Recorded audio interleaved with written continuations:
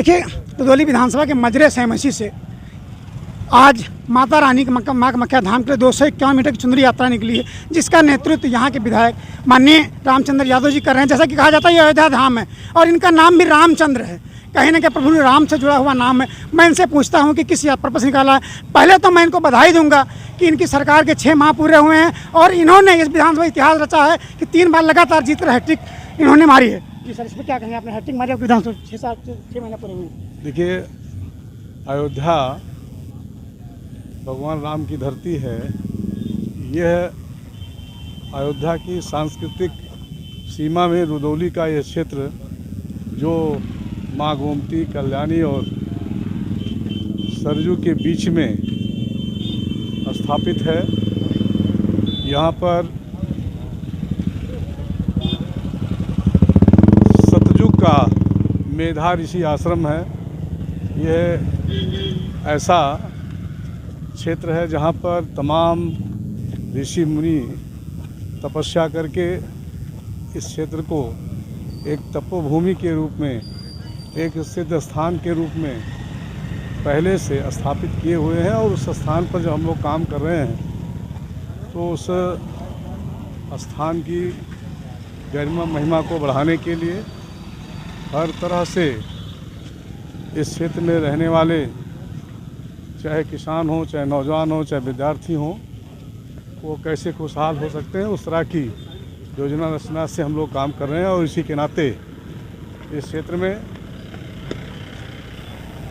जब काम शुरू किया गया तो भारत के प्रधानमंत्री जी का जो संकल्प है कि सेवा ही सब कुछ है, उसको साकार करते हुए हम लोगों ने जब काम किया तो लगातार इस क्षेत्र की आम जनता ने, आम जनमानस ने समर्थन दिया। और इसीलिए उत्तर प्रदेश में जब चुनाव 2012 में हुआ था तो यहाँ पर भारतीय जनता पार्टी का झंडा बुलंद किया था यहाँ की जनता ने।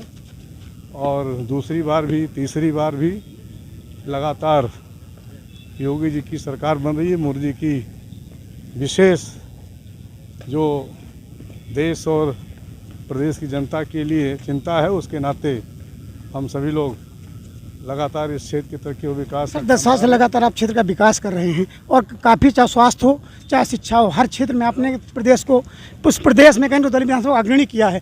अब अगली ये 3री वर्षीय योजना में आप माता रानी की क्या मनोकामना मांगने जिससे कि आपके क्षेत्र का? अभी हमने जो काम शुरू किया था अभी पूरा नहीं हुआ है। निश्चित रूप से इस 3रे कार्यकाल में भी उन सभी पूरे किए गए कामों को हमें हर हाल में जनता को समर्पित करना है।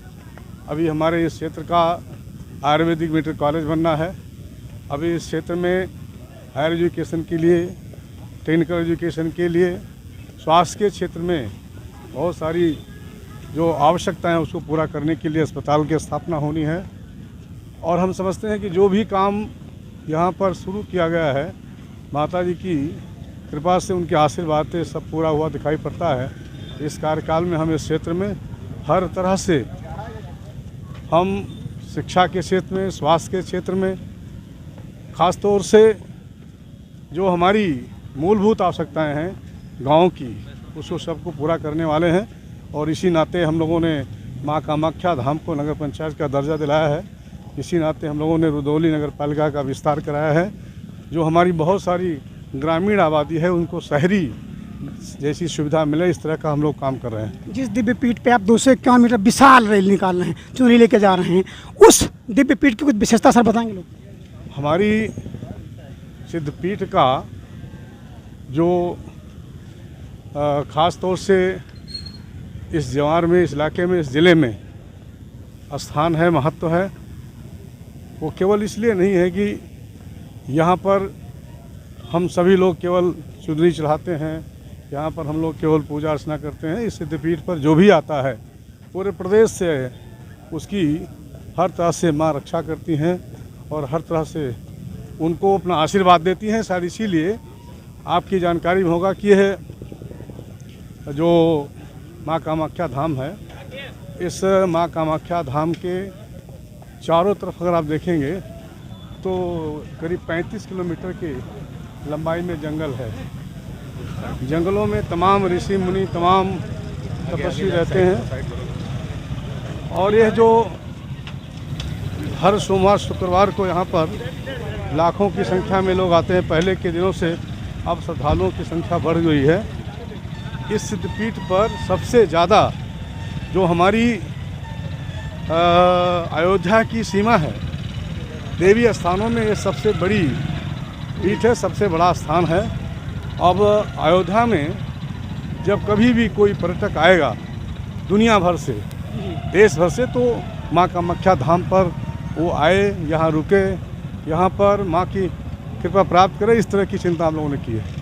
कहीं ना कहीं आप ऐसा मानते हैं कि सर एक बार यहाँ पे आपके विरोधी दल के लोग आए थे, पूर्व मुख्यमंत्री जी आए थे, उन्होंने माता रानी के दर्शन नहीं किए थे, कहीं ना कहीं उसका प्रकोप तो नहीं कि उनका यहाँ से खाता नहीं खुला? देखिए, आप हम सब लोग जानते हैं सनातन धर्म में माता जी की शक्ति की पूजा हमेशा होती रही है, और माता जी की शक्ति के नाते ही हम लोग ये मानते हैं कि जब कभी चीन से संघर्ष हुआ था तो इस देश की प्रधानमंत्री जी ने जाके माता जी की पूजा किया था। राजनीतिक दल हैं, जितने भी राजनीतिक कार्यकर्ता हैं, उनका सबका इस स्थान से लगाव है।